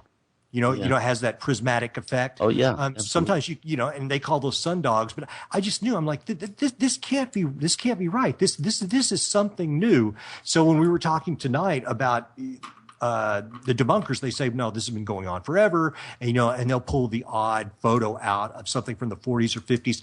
Listen, I don't doubt that every now and then there were perfect atmospheric conditions that would allow the ice crystals to persist longer and maybe even spread out. But I'm sorry, that's a rare thing. I never saw that as a kid. I didn't see it till the 90s. And so I just know that's not the answer. Mm-hmm. And what's amazing is that, like so many other things, like the ET Enigma or like 9/11 or what have you, I've heard weather people on my local channels here in LA kind of scoff about it. And people will say, well, listen, if this were real, how can these people not talk about it? How come there's not been someone to come forward and discuss it? And the deal it comes down to is like, listen, they probably like their job and they're probably making a decent living and they probably wanted to attain that position and they would like to continue to progress with their career. It does them no good to kind of stand on principle, like Stefan Verstappen said in one of his episodes when he was on here. It's like, it does them no good to stand up and point this out. There are some weather people that have pointed this out, and there's videos of them on YouTube, but by and large, there's nothing in it for them. There's nothing in it for them to come out and say, yes, this is particulate matter, aluminum, barium, strontium. This is particulate matter that's under 2 microns that's being expelled from planes for various reasons. Or this is some kind of military chaff. One of the videos that you'll see on YouTube where a weatherman does admit it is a particular case where he says at the very end, hey, listen, I was a Marine. I know what I'm talking about. But he's pointing out this one particular area above, interestingly enough, what looks to be Nevada. We know it's in Nevada. And they're supposedly doing some testing there, shooting this chaff into the air. And the chaff is metals and plastics and fibers that they will shoot into the air either from cannon type things or with rockets or from planes. And they'll use this to partially obscure planes from radar. And they will do this with tests. So it's amazing that they've been able to keep it as quiet as they have, but it's not so amazing when you think about you've worked a long time to get your job as a weather person or a journalist, and you just know that coming out about this subject or about UFOs or 9/11 or whatever it is, it really does you no good because they're going to probably come down on you and label you a kook and threaten your job. Well, I don't fall into that category. No. I'm a different kind of person when it comes to categories and work and studies, but you still there? Ooh. Ladies and gentlemen, bear with us. Hello. I'm back. Are you there? Yes. I don't know what happened there. No worries. Where was I there? You were talking about how that, that's not you, which is true. I mean, this is not your business that you rely on where somebody's putting downward pressure upon you. Joe, don't say that about, the chemtrails, or you're not doing the 9 o'clock weather tomorrow anymore. Thank you. Because just with my YouTube page, never mind Facebook, but I surely feel that. I understand that, and I do own a contracting company. This is true. And, for some contracts, no one's going to look into that, where it's, strictly a corporate job, let's say, where, bids get set out on paper. You go, you take your pictures, send your numbers in, and you really don't meet anybody. It's just corporate names. But but when it comes to a personal level, in someone's house or things like that, and they want to check on you, they want to, and I understand it, especially with contractors. I encourage everyone to check their contractors thoroughly, or anyone who's going to be in your house for that any matter. And, they check me. I mean, my record's clean. I'm not worried about anything like that, law-wise, but, they always come back. It's, next time I'll see them, there'll be a UFO reference, or a reference to, old art or, old books, or, something along those lines. And it's just, they let me know that I've never really had any problems where, I don't think, at least, where I've gotten, turned away. But yeah, they're just letting me know that, they looked in on it, and because obviously I wouldn't be discussing UFOs or any Hermetic teachings or anything like that, especially Hermetic teachings. That's a self-practice, Right. And but it's a pretty different world than when I left high school and entered the real world. when I had to go out and get a job and go to school and college, all these things, and things have just changed so much. Yes. It's in our generation, Michael, you and I, but it's in several generations. But how about this? It's been a while since I lived in Los Angeles, believe it or not. I know time does fly, but it's probably been going on 15 years, right? You're married. I'm married. You have kids. I got kids. This wasn't the case. Let's see. I moved there. I moved back to New York. I moved back to New York immediately after September 11th. As soon as that happened, I was wondering about that. If you were there, I went back in October. So I left maybe like a month after. So wait a minute. So you were here in LA when it happened? Yeah. Okay. Now, you knew I worked for MTV. Yes. Los Angeles. Yeah. I worked for this company. It's called Advanced Systems Inc. And what they did was, you hire this company, and let's say you're a TV studio. Let's say you're MTV. And you say, okay, guys, you see this little area here on the second floor that overlooks Broadway? We want to turn this into a TV show. And we want, and for an example, this was when I was there, was for the TRL show with Carson Daly. I remember dating myself. So, they take you to this little room with glass walls that they used to shoot downtown Julie Brown in it and stuff like that. Yep.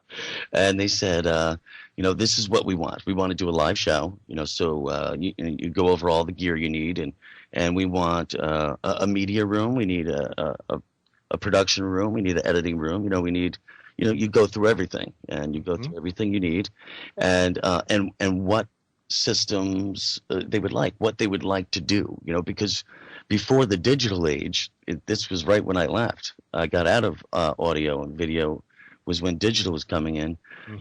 Because before, you remember when everyone was starting to put, like MTV was putting their little logo on the TV screen? Yes, the bottom like a watermark. Exactly. Almost. This is when everyone was doing that, and it was killing me. I was like, man, we're coming into this, let's say, PBS in New York City. And so I got to change this router out of this. This is, overall design and installation, $1.5 million, and it's really just giving them that little logo. And it's like, man, what the things people will go to. But now it's all digital. But crap, I think I'm just going in circles again tonight, Michael. Well, we were talking about you were talking about when you moved back to New York in October of 2001. So the city was still hurting. You would have got there. It was really hurting.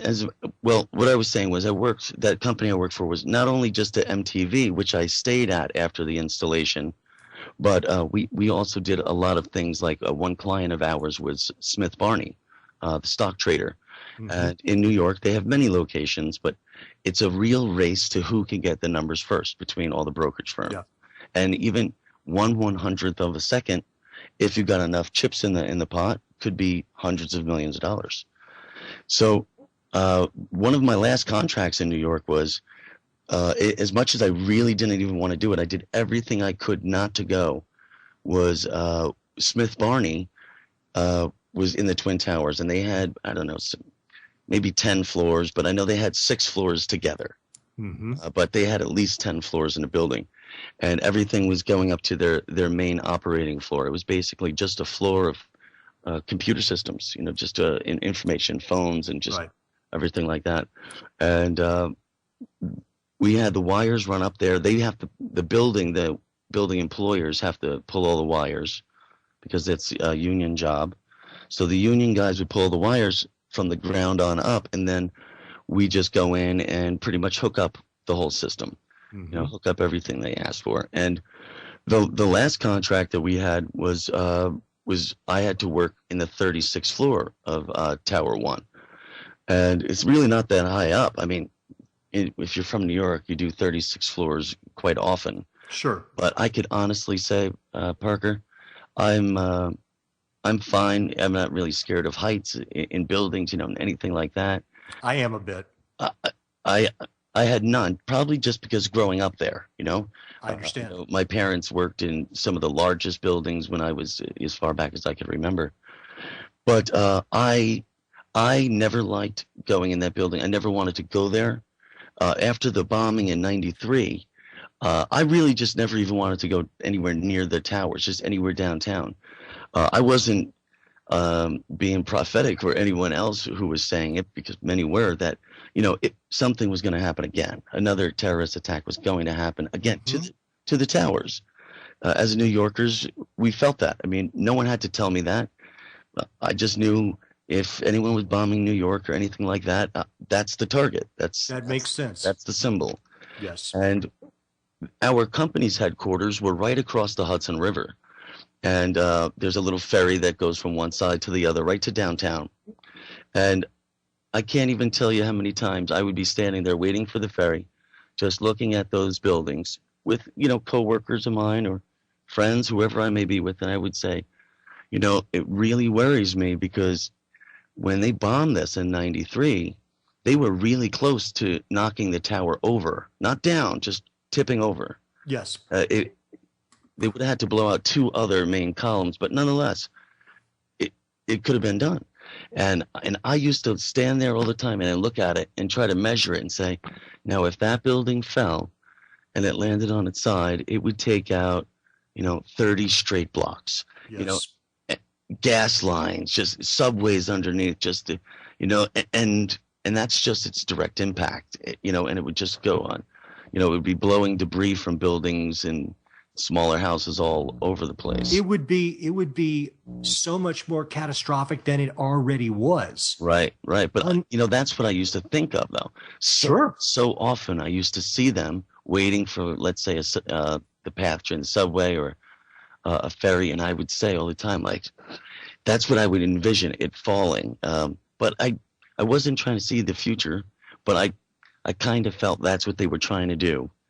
And I thought, that would be absolutely devastating. I mean, the way that it fell was terrible, but really, you can't be any safer than falling in your own footprints as a building goes. Agreed. And that's, if it had fallen on its side, those buildings were 110 stories? 110. And I don't remember what the height is, but if that had fallen on its side, I mean, it would blocks and blocks and blocks. Right. Even if it was, 10 feet a story, it's 1,200 feet. So yeah, it would have been terrible. And a quarter mile isn't that far. I understand when you're driving people, but when it's standing up, that's really tall. Yeah. And, I'm really happy they didn't fall that way. Absolutely. But man, I just, I kind of, not just me, but we kind of knew it was going to happen again. Not with planes, but, when I woke up out there, I was with Myers the night before. And, really? Yeah, and a few other friends. And I went back to, I did not stay at Myers' house that night, which I like to do because he had a much better house than my crappy apartment. Yeah. And my roommate was there, and I woke up, and it was around 1 p.m.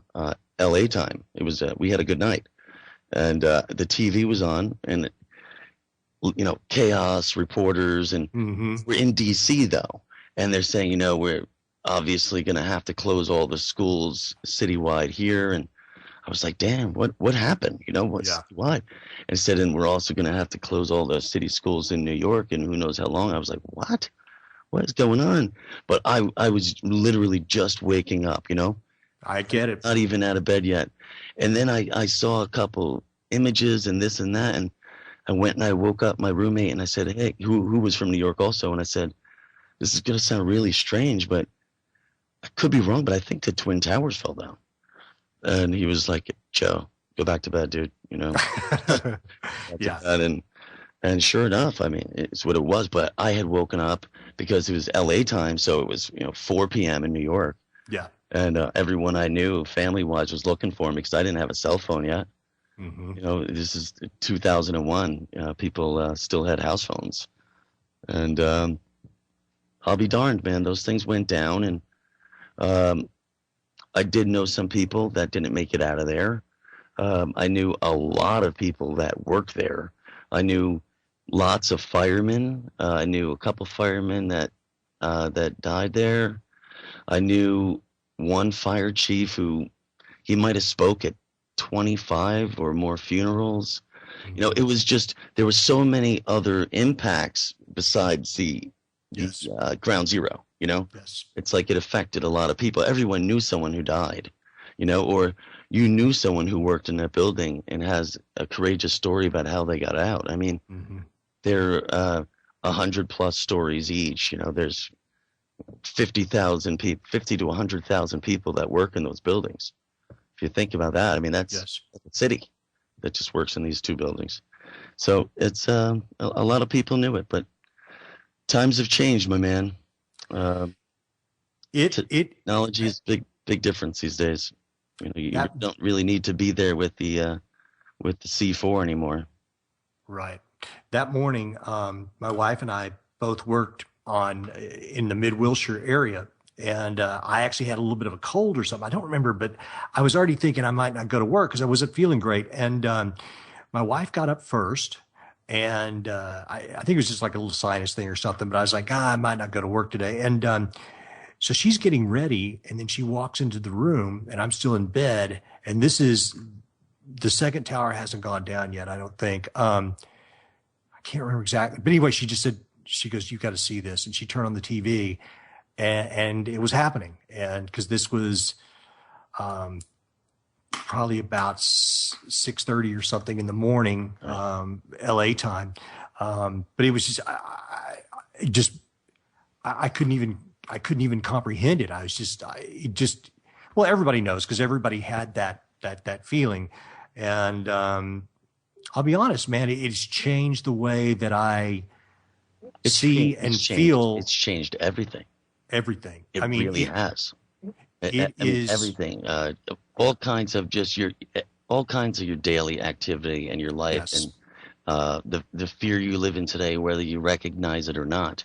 Yeah. But remember when they were putting out, it's orange today, it's red, you know, danger, you know, the terror warnings or the level warnings, man. Terror level threats. Those were terrible, dude. Because I mean, obviously, maybe they stopped some that I don't know about, right? But it was up and down, and people really were following it, you know? Yeah. Like, it's like, we've been red for a week now. Like, maybe we'll just stay in this weekend. Like, what? Yeah. What is wrong with you people, you know? People forget, like, they flew planes into the Twin Towers because they tried to knock it down once and they couldn't do it.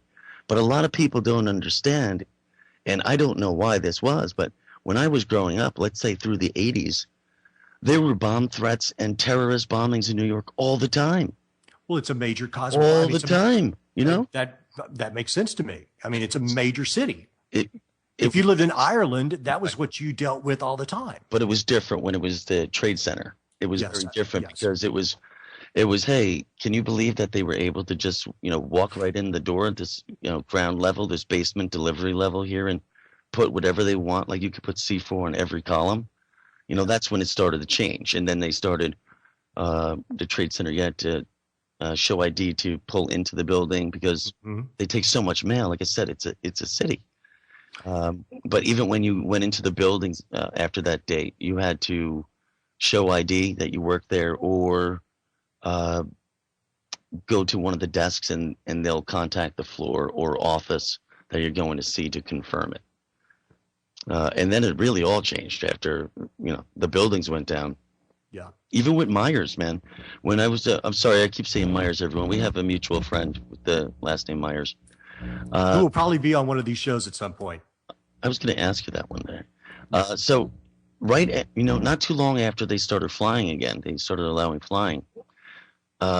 Myers and I flew to Tennessee to, there was a band, Better Than Ezra was the band. Yeah, I actually have a friend in that band to this day. Really?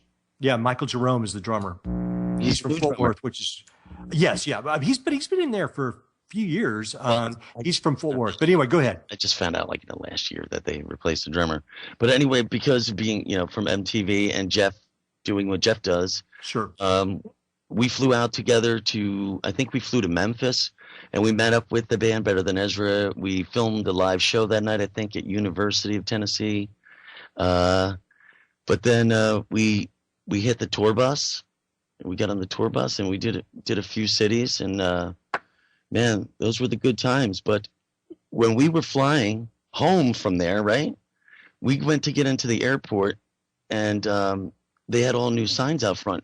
And there was signs on the door like, no knives, no bombs, no this. And I asked the guy, I said, hey, can I just ask, was there a sticker here before 9/11?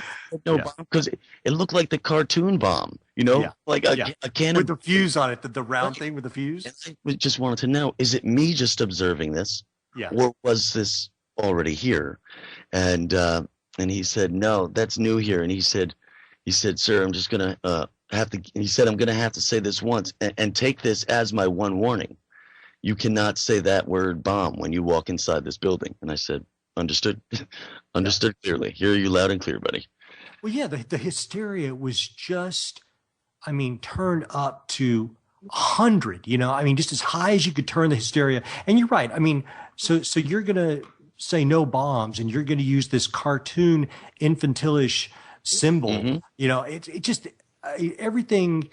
And to this day, you still, like, the TSA is going to, touch my kids, and, I've got to take my shoes off. And it just, I understand that there were reasons to do some of this, but really, and this is a point that everybody knows, that this changed everything. We ushered in the surveillance state to such a magnitude that the country is no longer the same. This is a different United States of America. We have a different psychological makeup. Big time.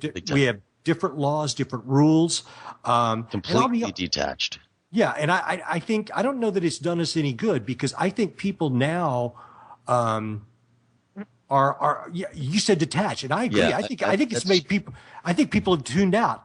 Now they go along with these things, and some people get worried. But I think more people than not are just so worried tuned out. Everything just. I'm going to go do this. You can't do that. What if someone finds out? Like, what are you talking about? It's not even wrong or illegal. Like, it's not. No one's going to be upset. No. Yeah. What is everyone so upset about? No one's coming after you. No one's bothering you. Yeah. You're okay, folks. Everything will be all right. But man, times have changed. Something fierce and fast, man. People feel browbeaten. They just feel beaten down. They're exhausted. And, we were talking about people not looking up. Well, it's like, they're not looking up. They're not looking around. They're not doing a lot of things because, and even my wife and I feel it, it's like, man, you're trying to pay the mortgage. You're trying to keep on keeping on. Well, you want to do right by your kids. And it's a lot for everybody these days. And in my particular case, the Obama years have been brutal. Right. Well, yeah. Well, rightfully so. Yes, we came out of a recession while he was there, but it had nothing to do with them, just like anything else. And I'm not picking on him. I'm just saying it's this time. I understand. There's a lot of factors involved. I blame Obama for things too, but seldom, often not. It's usually not him directly. Right. But it's much more complex than that. Well, it is, but I don't mean to change the topic, but go for it. Watching an interview on ISIS 2 days ago, I was watching. They were speaking to one man, and you couldn't see his face, and I'm not going to say he made a good point, all right, but he made. Hold on, is this a member of ISIS that you saw? Okay, so they're interviewing somebody who supposedly is a member of ISIS. Although, right. How do we substantiate that? Don't know. Right, I sure don't. Right. Go ahead. Yeah. They were saying, you can't. You're killing innocent people, and he said, no, not to my knowledge, we're not. And they said, well, there was a journalist that was executed, and they said, yeah, but he was not innocent, and they more or less he wasn't truly innocent. And they said, well, he's not here for war. He said, no, I understand that. He said, what's the problem? He said, well, it's all of his politicians in America. It's all of the politicians. And he said, well, that's not his fault. They said, he voted him in there. They said Americans are at fault because they voted these people in. Americans know there's a problem, but they do nothing about it. And they just, and it's true. This is true. This is the only thing that's true that he said, and it's in comparison. When we don't like a politician, we complain, we'll talk about it. We'll listen to talk shows about it, but we don't do anything. Right. no one, people write their congressmen and their senators, but it takes an influx. You can, if a large people were very upset with the way something was going to go, like if we were going to go return to war in Iraq, and a great portion of people stormed down to their senator's office and everything stopped. People are not going to work, therefore they're not making their tax revenue. People will listen, but until then, nothing's going to happen. And it comes back to what we were just talking about, Michael. People are just too damn busy. Right. They're just too busy. And our choices for politicians, although could be different sides of the aisle and could be singing two different songs, more often than not, are really just people who were there for, for certain things anyway. It doesn't matter who that person is. Check this out. Jason was talking about this guy, Jordan Maxwell, who I think you should take a look into because he has a lot of ancient. He comes on the station a bit. I would actually like to get him on at some point. But anyway, in one of the conversations with him, he says something to the effect, and pardon me, you guys, I'm going to have to paraphrase this, but it's a nice wordplay that he uses. He goes, listen, he goes, you think you elect people. And he goes, yes, you're electing people, but you're not selecting people. You have options that have been placed in front of you, and you're allowed to choose between A or B, but that doesn't mean you really, and that was what I was getting at. Listen, Hillary Clinton or Jeb Bush, I'm sorry, man, I'm not down with that. And it gets back to this idea of that Jace was talking about, royalty and these monastic, dynastic families that we just keep, voting in over and over. It's like, no, we can do better than that. We've got 360 million people here, and we should do better than that. And if we're not, then we need to look into why that's the case. And the reason it is the case is because the way everything works these days is there are certain people that have access to the amount of funds that are necessary and the existing power structure to get them jockeyed into that position. Listen, yes, Hillary Clinton has been around power a long time, and she may be technically appropriate for the position, but I don't feel like that's a good enough reason to vote for someone. And anyway, I'm rambling, but the point was, he said, you don't feel like you think you're electing people, but you're not selecting people. Right. They're providing you with options, an A or a B. Here's some polarity to give you the feeling that you are getting to choose between one or the other. And ultimately, at the end of the day, you're getting a centrist, which usually means you're ultimately probably going to get a lot of the same policies from either. And that's where I think we are with Barack Obama. Yeah, listen, he announced last night we're going to do these. Of our politicians are just that, where you think they're two completely different people, but it's just like, you're starting something and you're giving out a position, and it's goes between my co-host Tim and myself.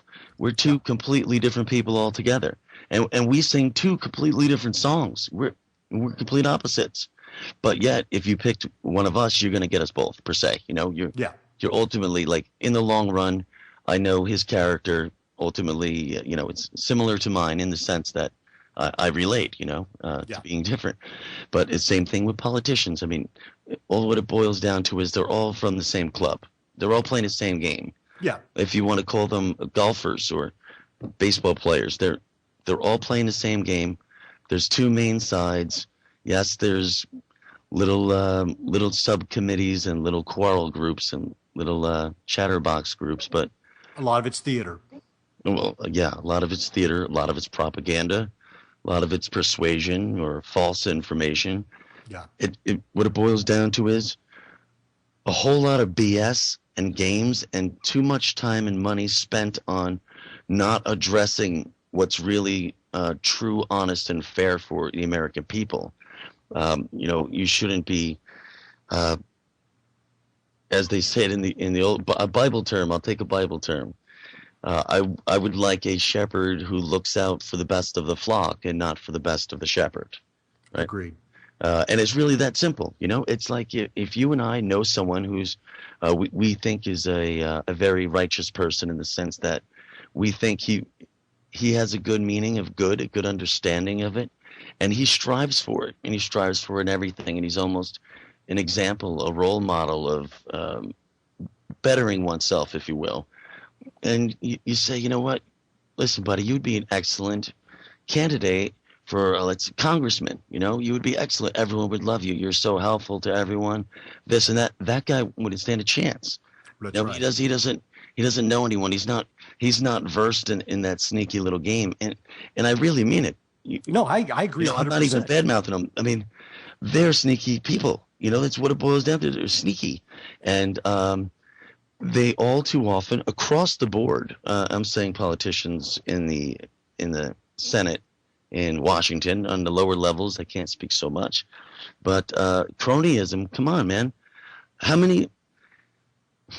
I would love to know how many government contractors directly involved with war. Like, if we go to war, they profit large. Like in ammunition company. Joe, that is they're all related to politicians. Joe, that's the fundamental issue that I'm largely usually getting at, and I think it goes back to what Eisenhower said about the military-industrial complex. And here's the deal. There's these career politicians, guys like Lindsey Graham on the right or Harry Reid on the left. I mean, these guys have got to go. I mean, Harry Reid, my God, the guy's a gangster, and then Lindsey Graham is just a closeted nutcase who, you know, wants us – he was saying they were going to blow up a nuclear bomb on your coast a while back. You know, I mean, Right. These people are just mad. And yet somehow they managed to stick around. And if they had to do a day of honest work in the real world, they would be sweating bullets. They probably would be incapable of doing it. Right on.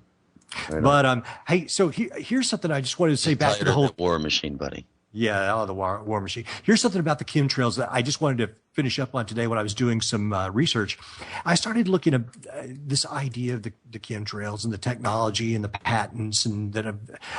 Listen, I was looking at this one paper that was put together. It's called the Unilateral Geoengineering Briefing for the Council on Foreign Relations. And this was May 5th of 2008. And they're basically explaining how this would work with the particulate matter. But then at one point in it, they explain that they actually did a 1992 report where they estimated that this would be a 40-year project, and to do it the way that they were intending, which was with the either with a naval gun system, which would be dispensing commercial aluminum oxide, or with planes, this would be a $100 billion project. So my larger point is, like, listen, in 1992, they were already talking about, okay, so if we did this, how much will it cost? So I just put it out there because this has been something that has been on the books for a while. And to me, it just lends a little bit more credence to the fact that it is happening if you still are on the fence about it happening. And a lot of the debunkers are saying, well, listen, if this were really happening, then we'd be able to go scoop up soil and we would find remnants of the barium and the strontium and the aluminum oxides. Problem is, those are naturally occurring elements. So how do we know where they're coming from? Right. That's only partially true. Then you have to look at the amount of them, and is that amount the same in areas, all other variables, you know, being the same. So I don't know. It's something that like yourself, I'm getting tired and my mind's beginning to break down, but I do not for a second really doubt that this is happening. And it also it's not that crazy to me. That's the whole thing with the quote unquote idea of conspiracy theories. They're not that crazy to me. If people can imagine it, someone has looked into it, and people are naive to think that there aren't people that are thinking things and methods to accomplish certain deeds. Just because you can't imagine it, just because you wouldn't do it, doesn't mean that somebody else wouldn't do it. And it also doesn't mean that they might think they're doing it with good intentions. Right.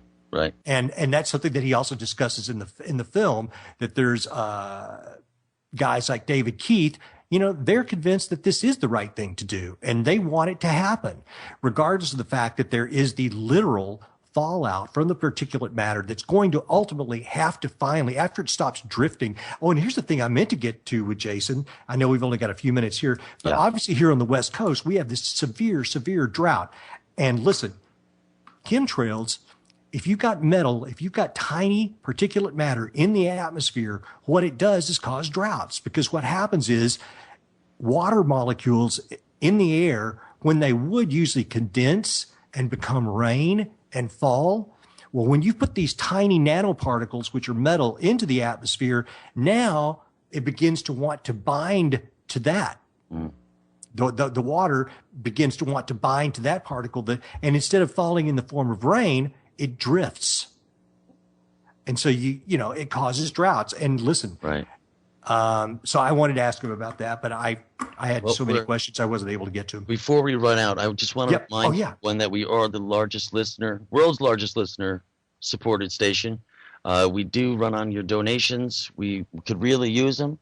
We're a little behind on donations this month. There's many ways to contribute money than just donations. You could do a $5 a month subscription to the archives, buy a chat room icon, and etc. Get to freedomslips.com, where you'll find Michael Parker, myself, and many other good programs, and we'll see you there. Ladies and gentlemen, we do this because we love it, and I really mean that. I love doing this. I know Joe does as well. So, guys, we're not paid for this. We just like doing it, and we appreciate the fact that you listen, and we would really appreciate if you guys wanted to kick us down some change. Listen, it's probably tax deductible, so if you can, please do, because that will keep us going. Next week, we have Norio Hayakawa. He's a fascinating researcher on Area 51 and the Dulce base. And listen, I know that I've kind of laughed at times about the Dulce base, but the truth of the matter is I'm actually very interested in it. And one of the things one of the things I love about Norio is he's kind of like us in that I am passionate about the UFO subject. I'm just also skeptical. So it's like, and I know that some people are like, well, that doesn't make any sense. You're passionate about it, but it's skeptical. But no, man, it's like, listen, this is a big, big subject, and I will devour anything I can about it. That doesn't mean that I believe everything about it. So Norio's the same way. It's like he is been a passionate researcher since the 60s on this subject matter. He knows a lot, and he's very even-handed in what he has to say about it. So I'm really looking forward to that. And then the week after, we've got Robert Sullivan IV making a reappearance, and we'll be talking about symbolism in cinema. So we've got some good shows for you guys, and we hope that you'll tune into that. And please go to my Twitter page. It's just ePyramid, just at ePyramid on Twitter. And please go to my YouTube page, which is Colonel Tex or Michael Parker Media. If you just look up the Electric Pyramid, you'll find either Joe's page or my page, because the videos are posted on both. So I hope that you guys will check that out and subscribe and make some comments. I appreciate seeing people interact.